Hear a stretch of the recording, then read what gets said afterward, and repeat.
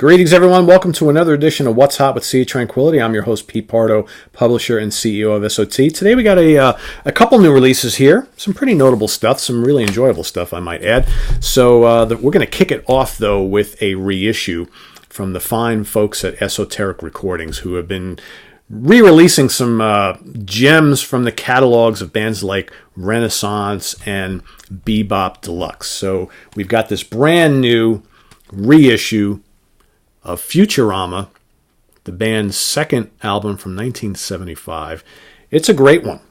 It's a really good one. So what they've got here is they've got two discs on this version. I think there is a bigger deluxe edition than this, but which I think has a DVD. Mine just has two CDs. So it's got the original Futurama in the original stereo mix, remastered. Okay, so 9 total tracks, all right, as well as 2 bonus tracks. And then on disc 2, you've got a new stereo remix of the album, as well as some additional bonus material.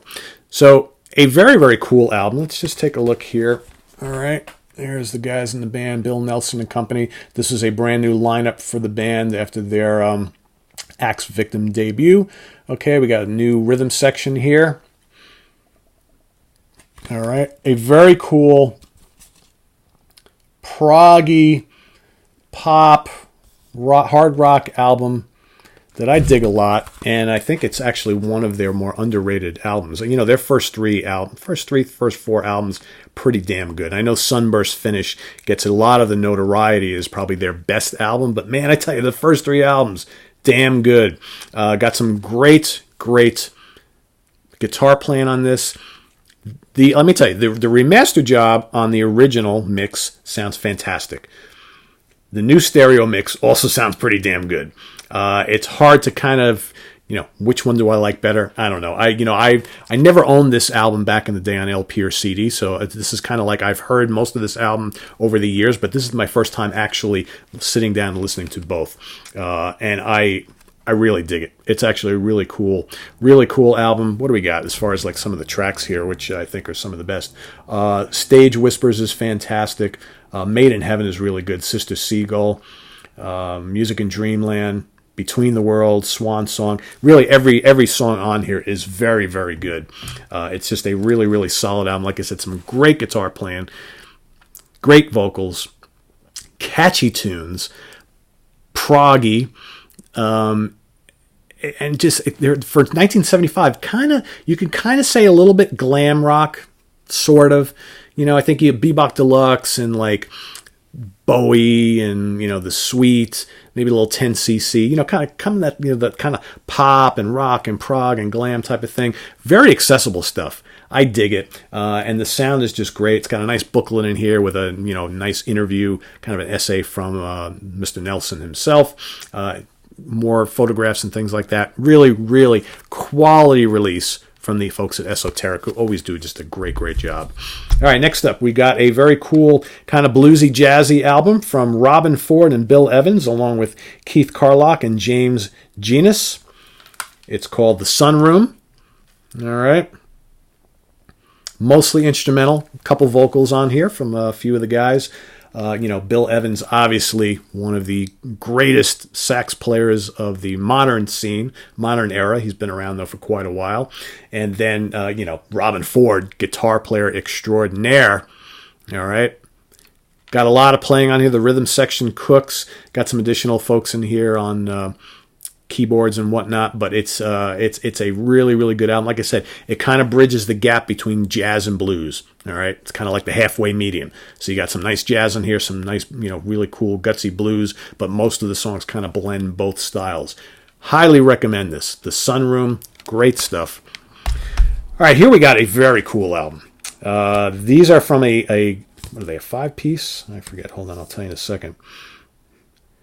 A 4-piece with a guest organ guy on keyboard, so I'm almost going to call them a 5-piece, but at their core, they're 4 band members, and then the guest on keyboards. The band's called Aton 5, Solartalgia. They are basically a progressive rock / fusion instrumental band from Russia. Okay, this is on the RAIG label. This is happening stuff, folks. Happening. You know, if you were to like take like an instrumental Deep Purple, all right, throw in a little Planet X and some Dream Theater along the way and some other various influences, that's kind of what you get here. Smoking guitar work and organ work, and the rhythms are tight. The songs are proggy, but they're jazzy. Oh, it's fantastic. Fantastic, and mostly lengthy tunes. You know, I don't think there's anything under 6.5, 8.5, 9.5, 5.5, 13 minutes. Oh, there is one brief little minute long, and then 17.5 and 8 and 4. I mean, you know, you got very, very cool. A lot of great interplay, some fiery riffs, smoking solos. I like this a lot. Seek it out. All right, last but not least, we've got a cool little, this kind of surprised me when it showed up, right? Was not expecting this, but a band called Potter's Daughter, all right, who released this single called Blood and Water. And on the single, okay, it's just one track on here, is none other than Annie Haslam, lead singer from Renaissance. Okay, very cool little kind of proggy, pop, Celtic, folky tune. All right, they got two versions of it on here. One is the more prog rock version, okay, which got some great lead guitar, nice keyboards, and of course the dueling vocals from Diane Potter Voeglin. Diane, I'm sorry if I pronounce your name incorrectly. Voeglin, Voegtlin. She sings and plays keyboards. Okay, I believe we got her husband is also in the band on guitars. But it's like I said, two versions of the song.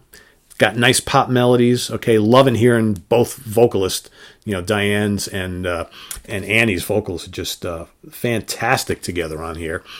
First tune, the first version of the song is a little more proggy, but it's got that pop feel. The second version is a little more sparse, instrumentally speaking, basically just vocals and piano. Okay, a little jazzy, right? But nonetheless, a really good little single release there. If you're interested, you can go probably onto their Facebook page and find ways to check out, download, purchase the song. It's very good. Whether this is like a precursor to an upcoming album, I'm not really sure, but quality stuff. I dig it. That's it, guys. Visit us on the web at www.seatranquility.org. We're on Facebook. We're on Twitter. Of course, we are on YouTube every damn day. Stay tuned. We got more programming coming up that you won't want to miss. What do we got? We got some new releases coming up probably over the next couple days, but a lot more top 10 songs, classic album war, classic live album war start next week. All right, we got some guest stars coming up too, so you don't want to miss any of it. Stay tuned, and we'll see you real soon. Bye-bye.